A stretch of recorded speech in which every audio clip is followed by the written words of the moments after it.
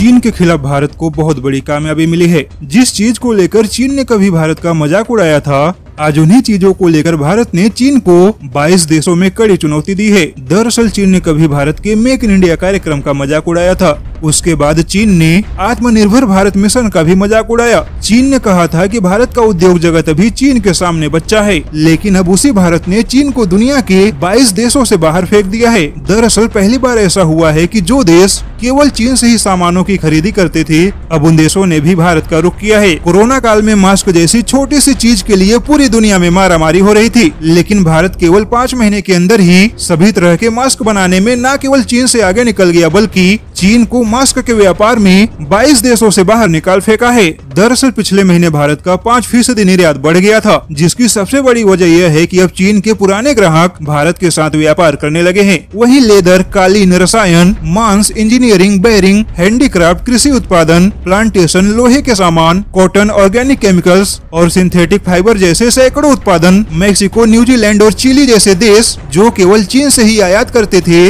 अब इन देशों ने इन्हीं चीजों के लिए भारत की तरफ अपना रुख किया है। वहीं आत्मनिर्भर भारत का ऐसा असर दिखा है कि भारत की कंपनियां जो सामान चीन से आयात करती थी, अब वही कंपनियां अपने देश के अंदर इन सारे सामानों की मैन्युफैक्चरिंग कर रही हैं। जबकि Ecuador, Peru, Chile, Cuba, Morocco और थाईलैंड जैसे देशों ने भी चीन से अपना आयात कम करके भारत के साथ हाथ मिला लिया है। वैसे पिछले महीने चीनी अखबार सिन्हुआ ने अपनी एक रिपोर्ट में इस बात का जिक्र किया था कि अगर चीन विरोधी भावना ऐसे ही बढ़ती रही तो आने वाले 3 सालों में चीन के उद्योग जगत को बहुत बड़ा नुकसान होने की वजह से भारत का उद्योग जगत चीन को बहुत बड़ी चुनौती दे सकता है। लेकिन अब भारत के वाणिज्य मंत्रालय की माने तो यह तो केवल शुरुआत है, क्योंकि 2021 तक भारत दुनिया भर में चीन के व्यापार में बहुत बड़ा सेंध लगाने की तैयारी कर चुका है। यानी कि चीन विरोधी भावनाओं का सकारात्मक असर भारत के व्यापार पर दिखाई देगा, क्योंकि जो देश चीन से दूर होंगे वह देश भारत के ही करीब आएंगे।